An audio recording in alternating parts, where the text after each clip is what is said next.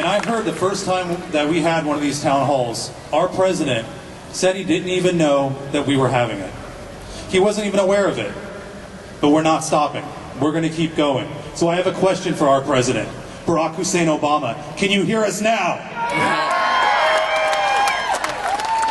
Now, 3 weeks ago, I never would have expected to be up here on this stage. The most people I had ever spoken before was about 40 in my college classroom. But on one fateful night, I decided to go challenge my congressman at a town hall.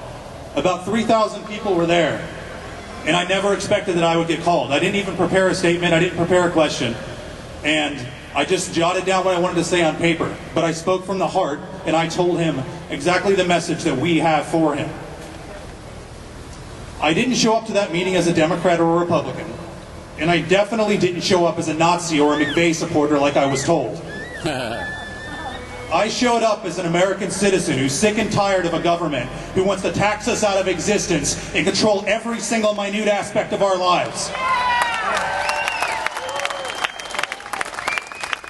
Now I want to say a little something about stealing. Stealing at its most basic level is taking something that belongs to someone else against their will. There's a lot of ways to steal. You can steal when you break into someone's house in the middle of the night. You can steal by breaking in their car and taking their CD player. You can steal by shoplifting candy from a local convenience store. And you can also steal with a vote. No matter how you steal, you are still a thief.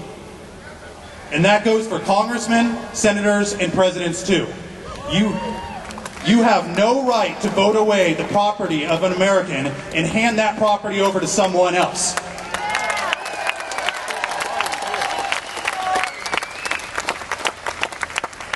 And now, as most of you have heard recently, the thief-in-chief, as I call him, wants to address our children. Now, you might have heard me say it to Brian Baird before, and now I want to say it to you, Mr. President. Stay away from our kids.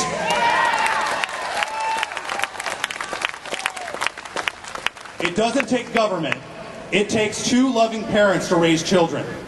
And I don't care what Hillary told you, it does not take a village. And now, of course, as we all know, some might call them socialists and some might call them Marxist, but whatever you call them, we know they want to take over our healthcare system.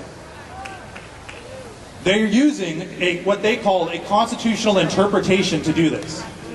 Now, we all know that when a statist determines to interpret the Constitution, as they call it, that's code for I'm about to lie. And I have news for them. A government-run entitlement program has nothing at all to do with regulating commerce between states. The American people aren't buying it because we are not that stupid. And to those of you who support it, and I know that there's got to be a few of you out there, if you like the Canadian healthcare system so much, let me make a suggestion. Pack up your Prius and start driving north.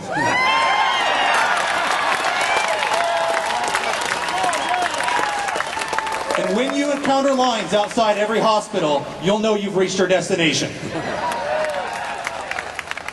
And to all of you politicians who are planning on voting for this bill, or any version of this bill that takes over our healthcare system and subverts the will of the majority of Americans, I want you to get out your resumes and dust them off, because you're going to need them.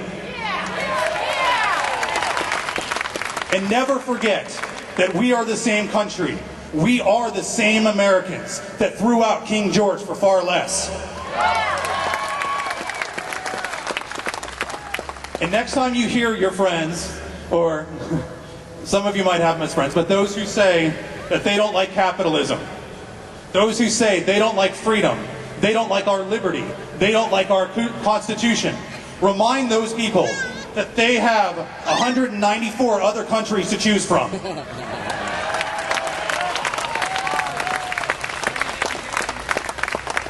Now, I'm very proud to see you all here today, giving up your holiday. Some of you have brought your families, and it's good to see children here participating in our process and showing them exactly what Americans do. We're here in defiance of a tyrannical government. We're here in defiance of a government who wants to tax us to death. We're here in defiance of ridiculous laws and a government that wants to redistribute wealth to those who they see fit.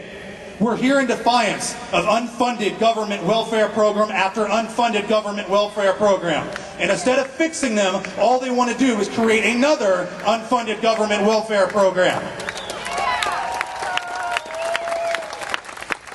Now, I asked my congressman, and other individuals have asked him, how are you going to make sure that you don't move from this new program, you don't take those funds and move them into the general fund, just like you did with Social Security and every other program you have?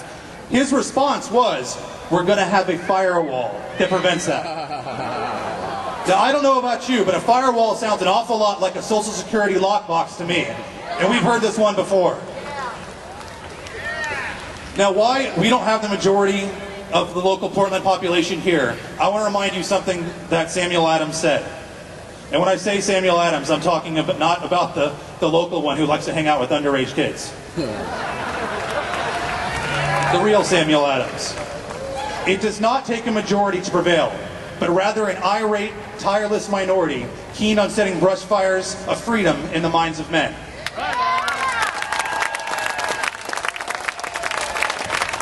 It is up to us here to be that tireless and irate minority. And you know what?